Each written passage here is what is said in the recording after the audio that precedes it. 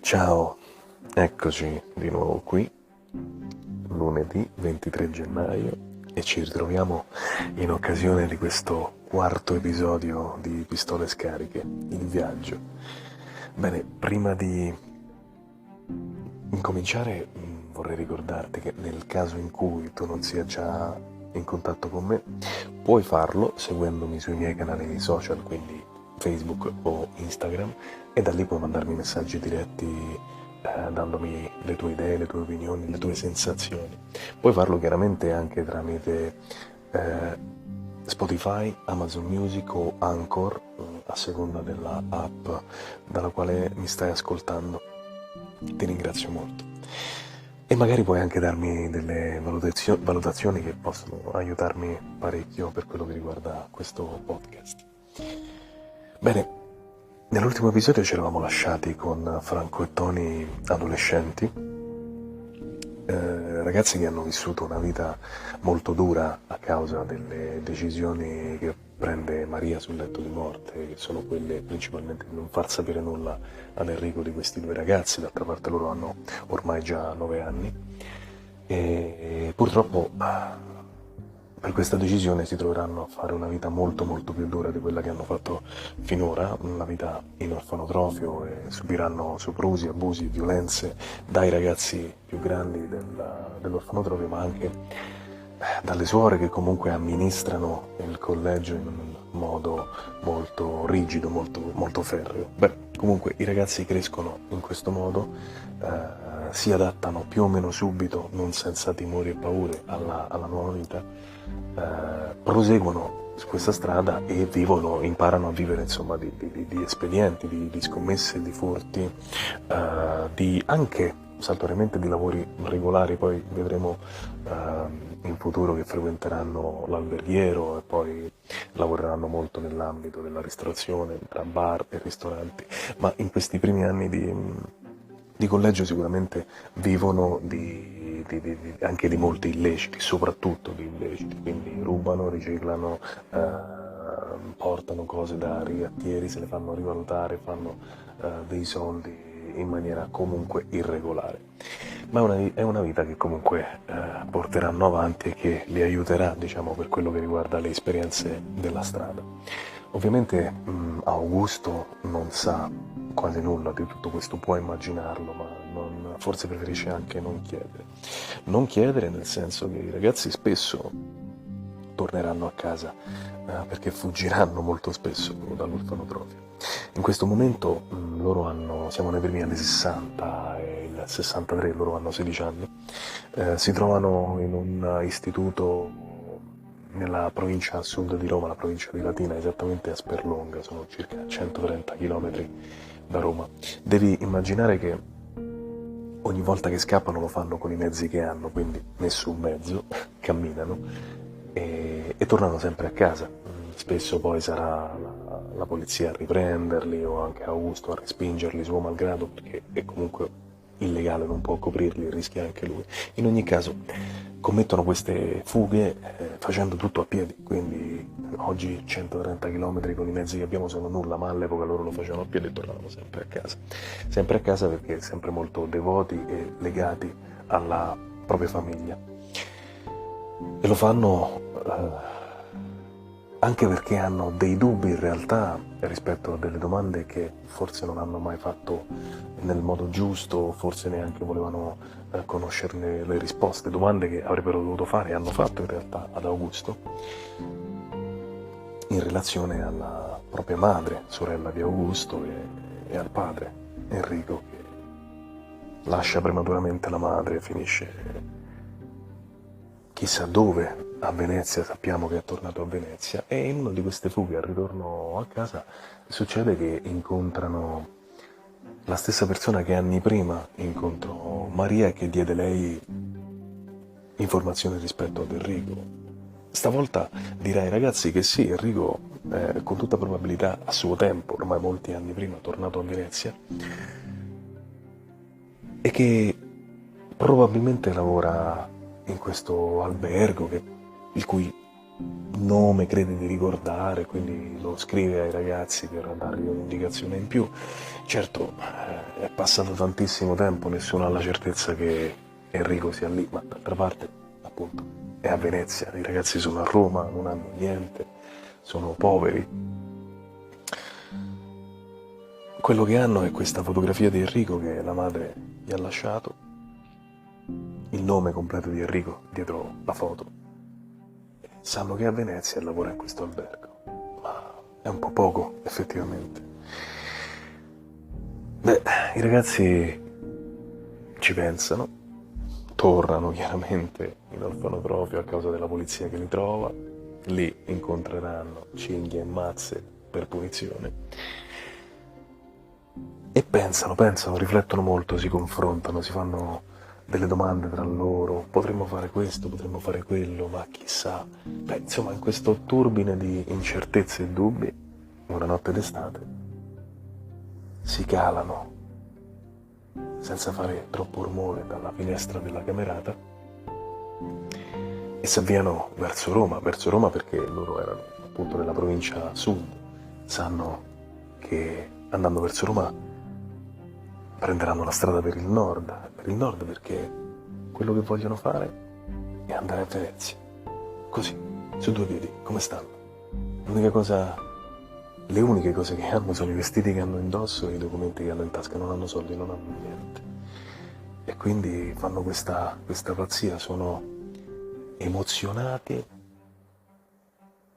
per il viaggio che stanno per intraprendere perché loro, a parte di Sperlonga dove vivono, del collegio, qualcosa di Roma, non sanno niente della vita, a parte i loro furti e i vari illeciti che hanno già commesso pur essendo così giovani. Insomma, sì, hanno 16 anni, sono molto più maturi di tanti altri sedicenni che hanno una famiglia rispetto a loro, ma sono comunque dei ragazzi, non hanno questo tipo di esperienza, non hanno mai viaggiato, ma lo fanno, lo vogliono fare. Chiaramente di tutto questo non hanno avvisato nessuno, tantomeno Augusto, nessuno sa niente.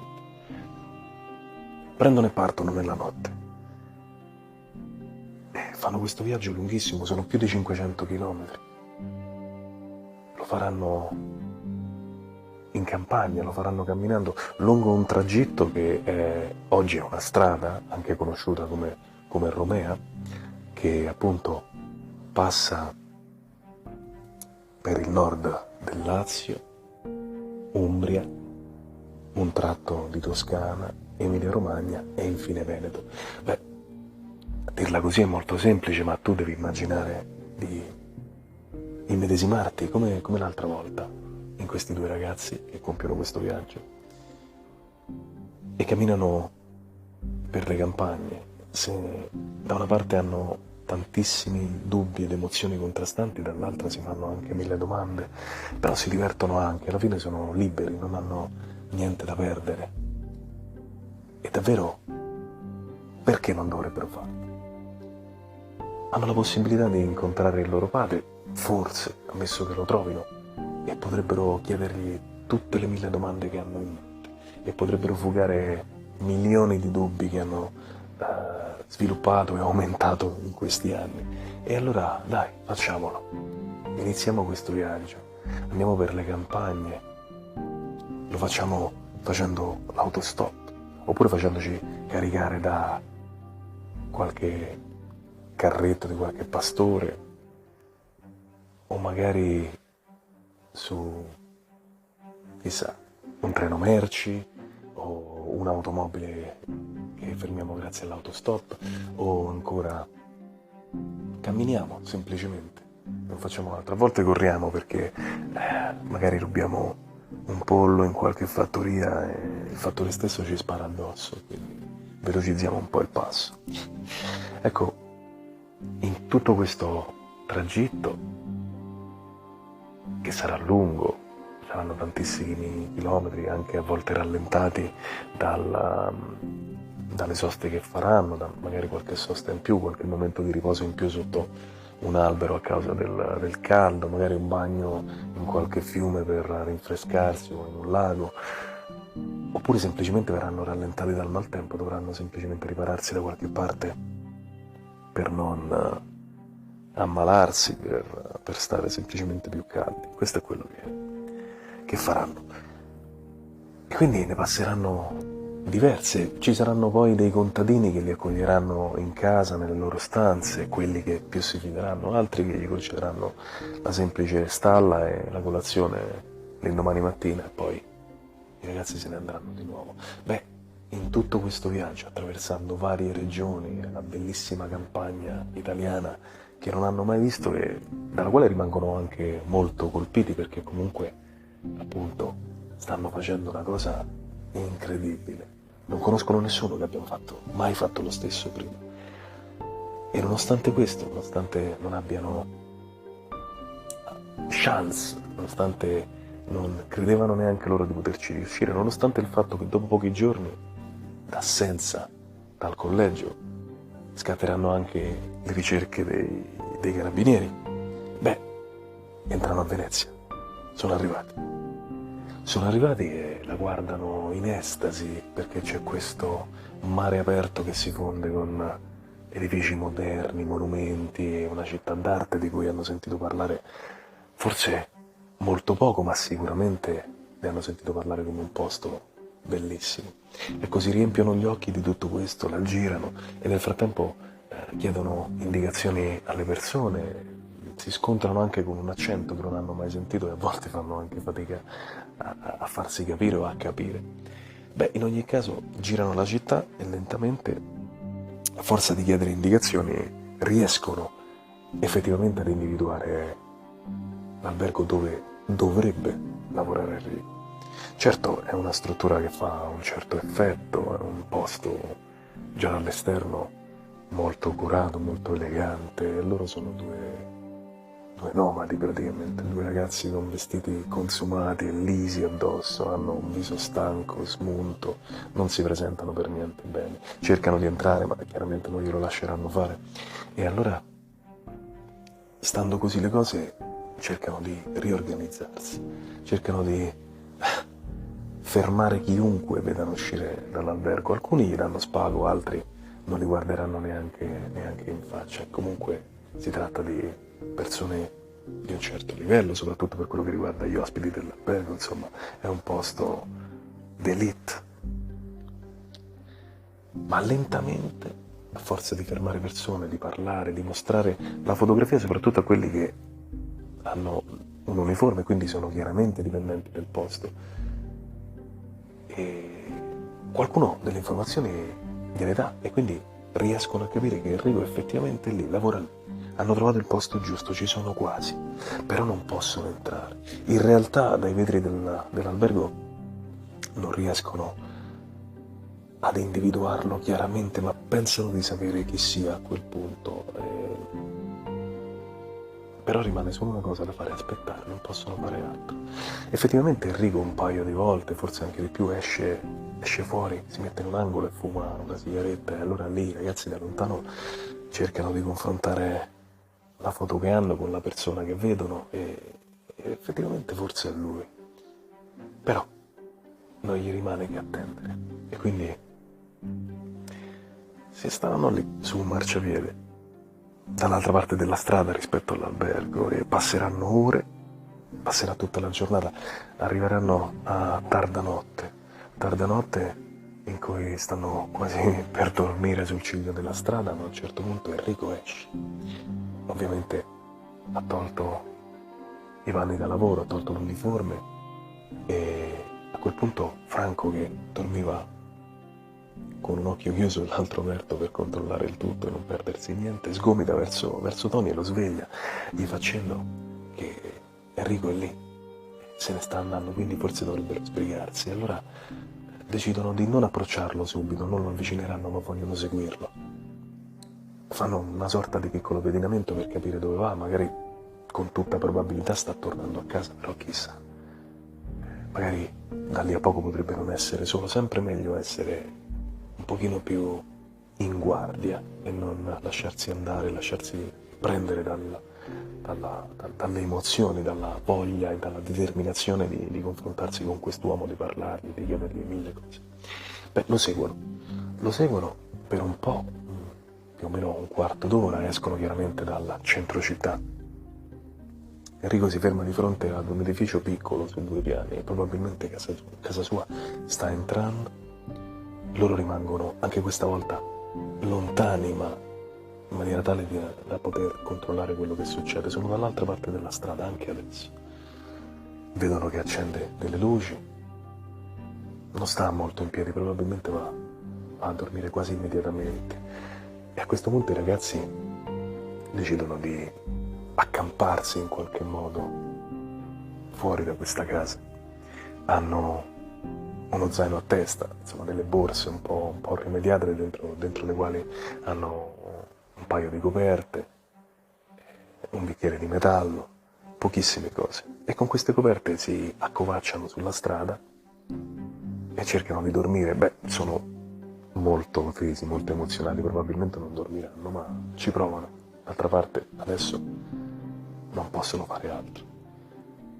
L'indomani mattina vengono svegliati dalle luci dell'alba, svegliati per modo di dire perché non hanno effettivamente dormito, ma hanno comunque il timore di essersi persi qualcosa e temono che Enrico possa già essere andato via, anche se sanno comunque dove cercarlo. In ogni caso si allontanano pochissimo dal punto in cui hanno dormito per avvicinarsi ad una fontanella, sciacquarsi il viso e rinfrescarsi un attimo, sempre tenendo un occhio sulla casa di Enrico. E si rendono conto di non aver perso nulla in realtà, perché Enrico esce in quel momento, mentre loro tornano indietro. Lui sta uscendo, ha qualcosa in mano, forse cose che gli servono per il lavoro, e in quel momento fanno un passo per avvicinarlo, stanno attraversando la strada, ma sentono due voci di bambini che lo chiamano. Enrico si ferma e questi 2 bambini lo abbracciano, gli saltano al collo, gli augurano una buona giornata, ma soprattutto lo chiamano papà. È questo che hanno sentito Franco e Tony, questi 2 bambini l'hanno chiamato papà. Dopo averlo baciato i bambini rientrano e a quel punto esce una donna che lo chiama per nome, lo chiama Enrico. Questa è un'ulteriore certezza, loro sanno che è veramente lui. Anche lei lo bacia e lo fa andare via. I 2 ragazzi hanno appena avuto la certezza di essere di fronte all'uomo giusto, ma restano in mezzo alla strada pietrificati perché Enrico ha una famiglia, ha una moglie. Sembrano un nucleo familiare assolutamente felice. Questo li delude molto, li getta in una tristezza improvvisa che li blocca. Hanno lo sguardo vitreo, fermo, lo guardano andar via. Forse si guardano tra di loro, ma neanche si vedono. Enrico non fa in realtà neanche caso ai ragazzi, prosegue sulla sua strada e la sua immagine sparisce dietro un angolo. I ragazzi sono assolutamente sconvolti, presi dalla delusione, dallo sconforto. Hanno appena capito che Enrico ha qualcosa che fino a quel momento, durante tutto il viaggio, non avevano considerato, forse si sono rifiutati di considerare, proprio perché non avrebbero mai voluto sentire questa tristezza e questa delusione così forti dentro.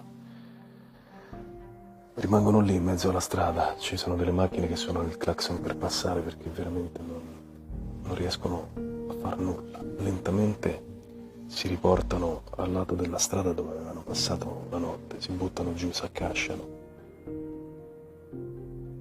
In silenzio, non si dicono nulla, neanche tra loro. Rimangono così, bloccati. Forse per ore, per diversi minuti, non lo sappiamo esattamente, ma per molto tempo rimangono così finché Tony non farà per alzarsi e si incamminerà di nuovo. A questo punto Franco si sveglia come da un intorpidimento strano, vede Tony già avviato e lo raggiunge correndo. Purtroppo non diranno mai niente ad Enrico, nessuna domanda avrà risposta, nessun dubbio verrà affogato. Torneranno a Roma. Ci sentiamo lunedì prossimo per il nuovo episodio.